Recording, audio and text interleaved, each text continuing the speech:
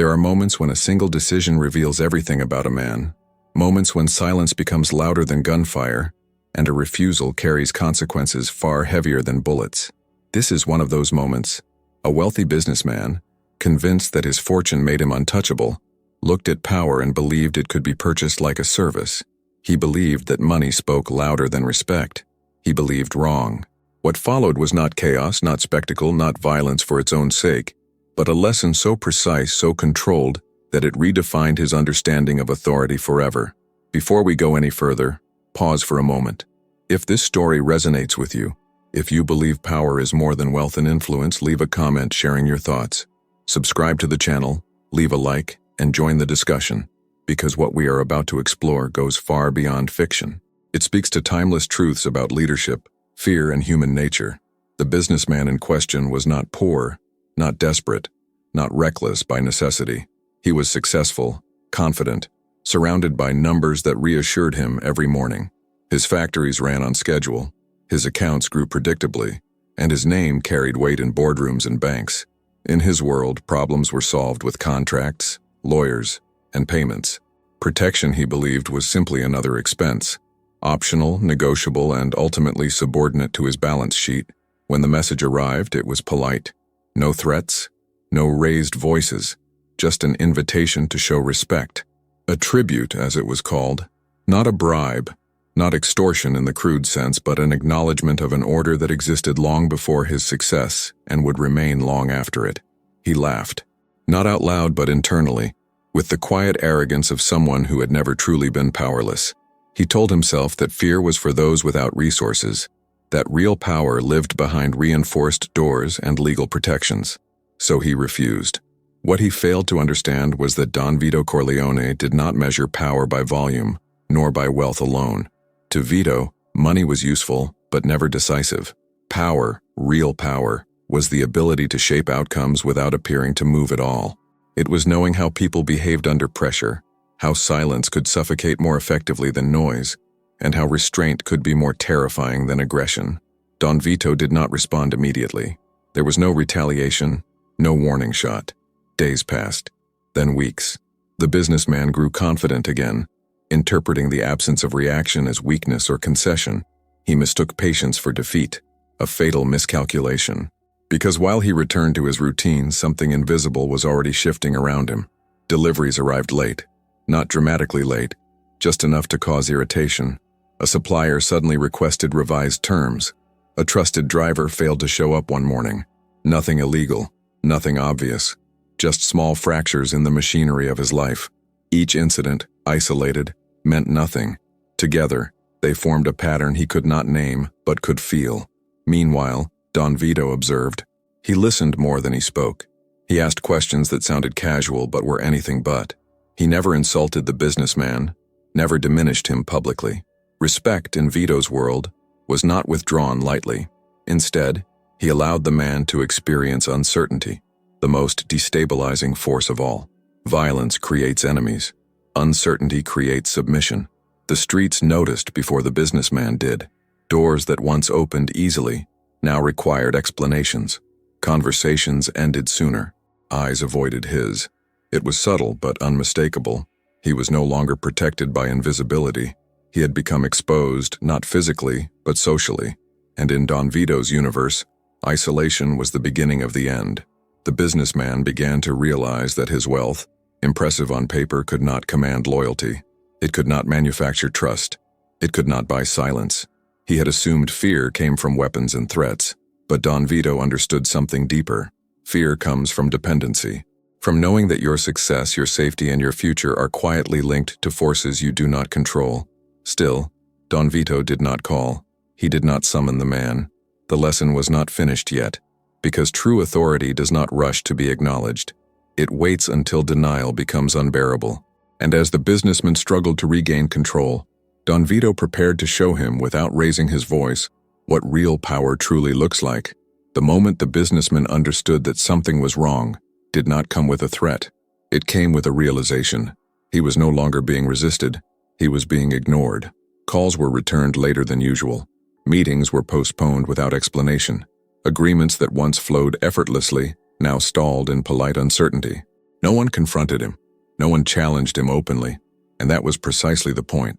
Don Vito Corleone did not need to block his path. He simply allowed the world around him to stop clearing the way. In desperation, the businessman did what he had always done. He tried to fix the problem with money. He offered bonuses, incentives, new contracts. Some accepted, but the effect was temporary, hollow. Money could motivate action, but it could not restore confidence. It could not recreate the invisible shield he once had, because what he had lost was not efficiency. He had lost standing. Don Vito understood standing better than anyone. In his world, reputation was currency, but not the kind you deposit in banks. It was earned slowly, guarded fiercely, and destroyed in silence. A man's word, once weakened, could never fully recover. That was the difference between wealth and power. Wealth could be rebuilt. Authority, once questioned, rarely could. Eventually, the businessman requested a meeting. It was not immediate. Requests rarely were. When the invitation finally came, it was simple, almost respectful. No demands, no humiliation, just a time and a place, a private room, a quiet setting, no witnesses. This was not about dominance through spectacle. It was about clarity. Don Vito sat calmly, his posture relaxed, his expression unreadable. He did not accuse. He did not threaten. He spoke slowly, choosing words as if each one carried weight beyond its sound.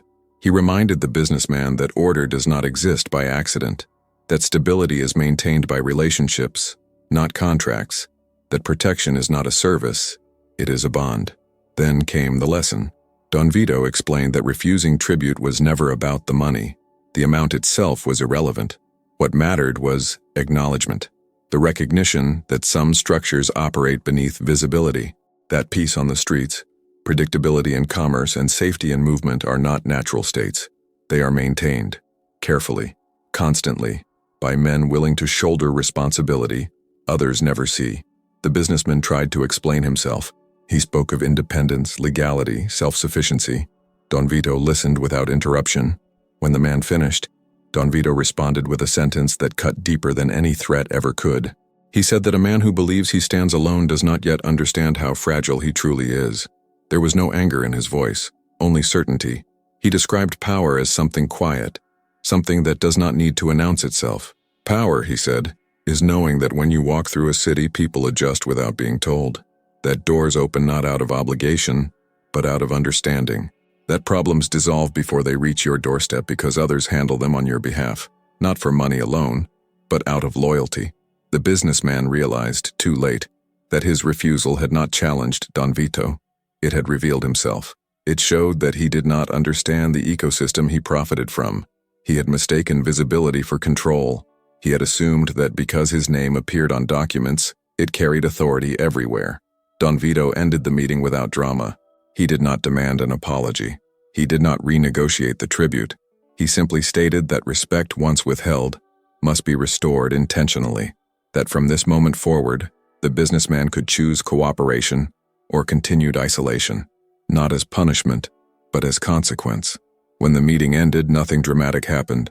No handshake, no threats, just a quiet departure.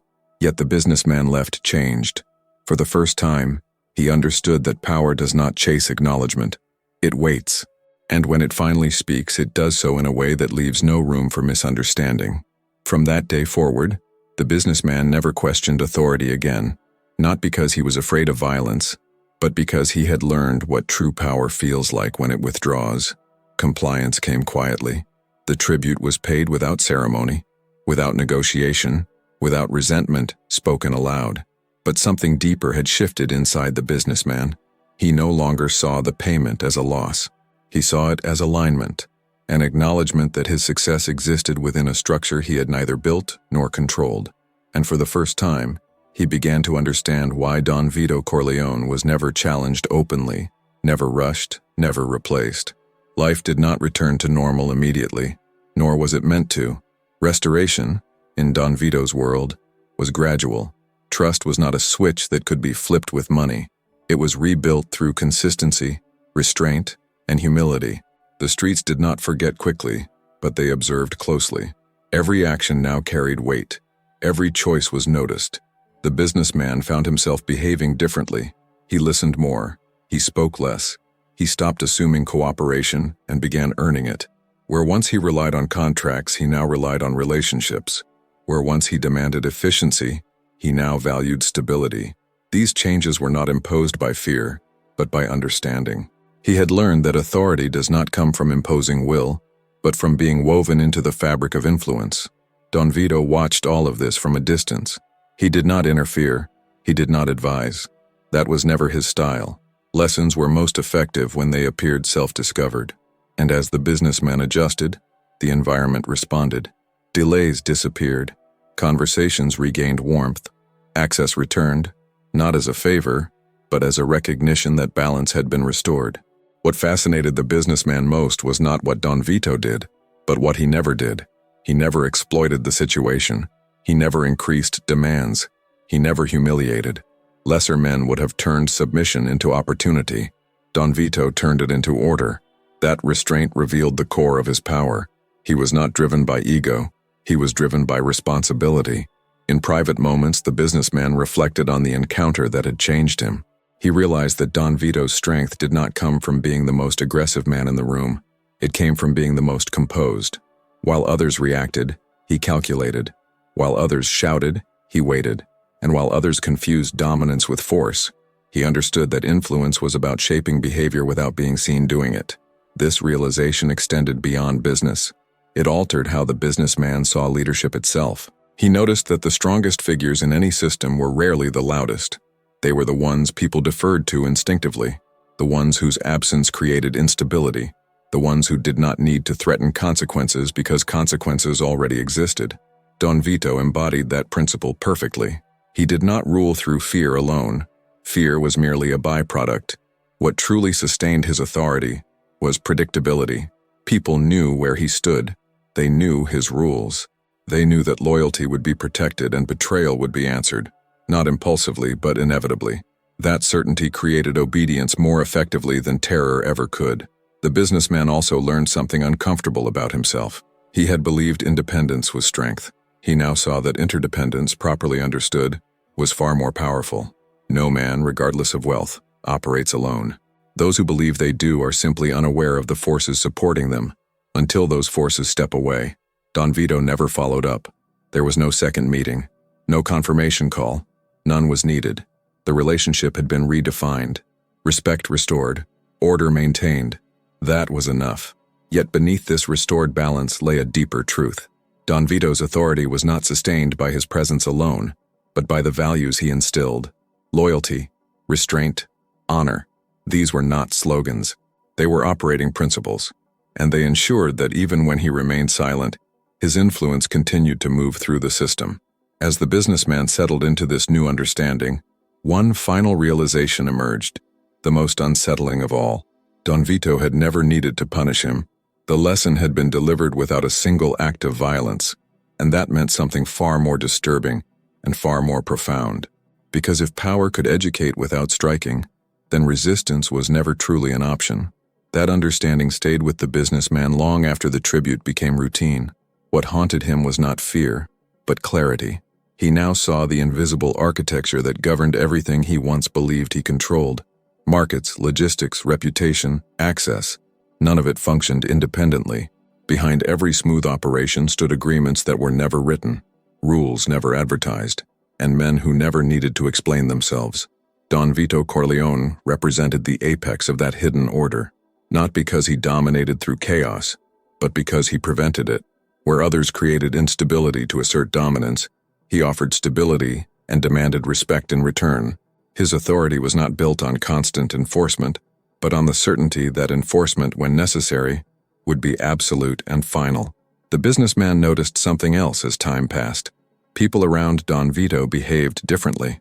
They were not tense, not panicked, not paranoid. They were deliberate, calm, focused. Fear existed, yes, but it was not wild or irrational.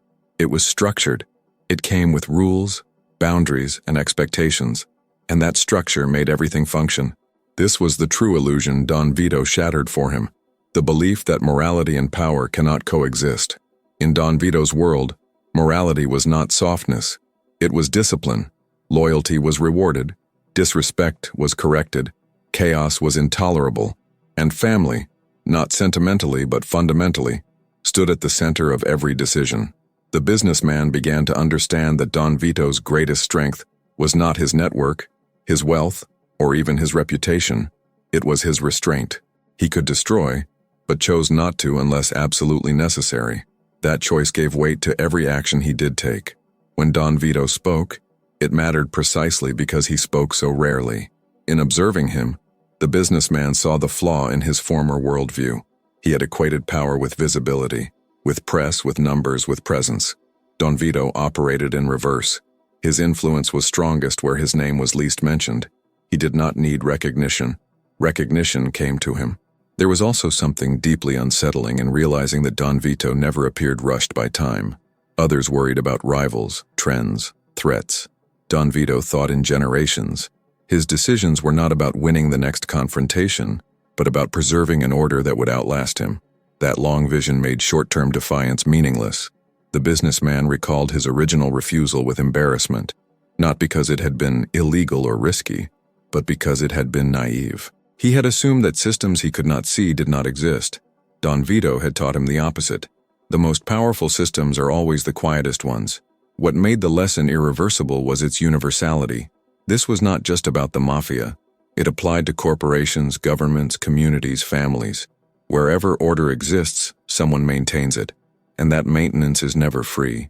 It is paid in responsibility, in difficult decisions, in bearing burdens others never see. Don Vito bore those burdens without complaint. He accepted the loneliness of authority, the impossibility of being fully trusted, the certainty of being feared. Yet he never confused fear with purpose.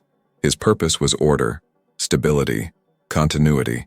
Fear was simply one of the tools that ensured those outcomes. The businessman realized that Don Vito did not want submission for its own sake. He wanted alignment.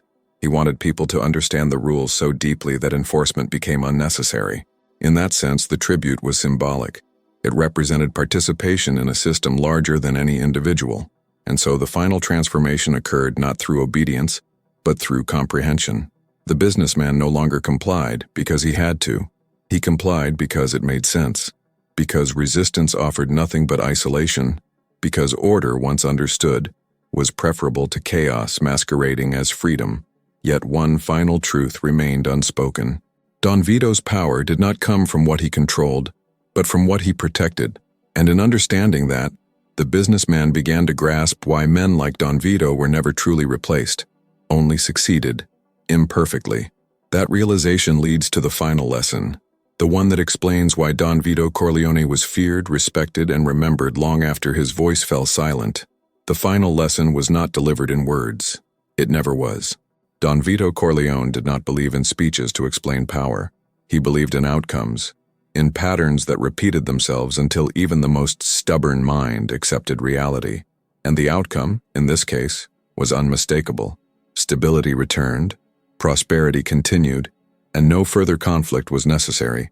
The system worked, because everyone understood their place within it. The businessman now understood why Don Vito inspired something far more complex than fear. He inspired certainty. People knew where they stood with him. There were no surprises, no sudden shifts in temperament, no impulsive decisions.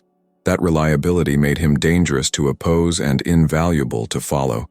In a world ruled by unpredictability, Don Vito offered structure. True power, the businessman realized, is not loud. It does not announce itself or demand attention. It operates beneath the surface, shaping behavior quietly, relentlessly. It does not need to destroy to dominate. It simply makes resistance irrational. Don Vito did not crush opposition. He rendered it pointless. This was the essence of his authority. He did not need to remind others of his strength, because his absence of reaction was more intimidating than any display of force. Silence in his presence carried weight. It meant decisions were already made, that outcomes were already in motion, and that arguing would only confirm one's own irrelevance. The tribute, once seen as humiliation, had become something else entirely. It was a marker of inclusion, a sign that one was protected by the very order that limited him. The businessman understood that freedom without structure was vulnerability, that independence without alliance was exposure, and that those who rejected all authority eventually found themselves alone when it mattered most. Don Vito's legacy was not built on the number of men he commanded or the territory he controlled.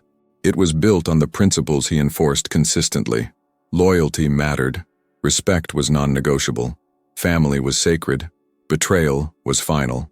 These rules did not change with circumstances. That immutability made him permanent. Even those who despised him relied on the stability he provided. Crime remained contained. Disputes followed protocol. Violence, when it occurred, was deliberate, not chaotic. In paradoxical fashion, Don Vito's presence reduced disorder. He did not create peace through kindness, but through clarity. The businessman carried this understanding into every aspect of his life. He no longer mistook wealth for immunity.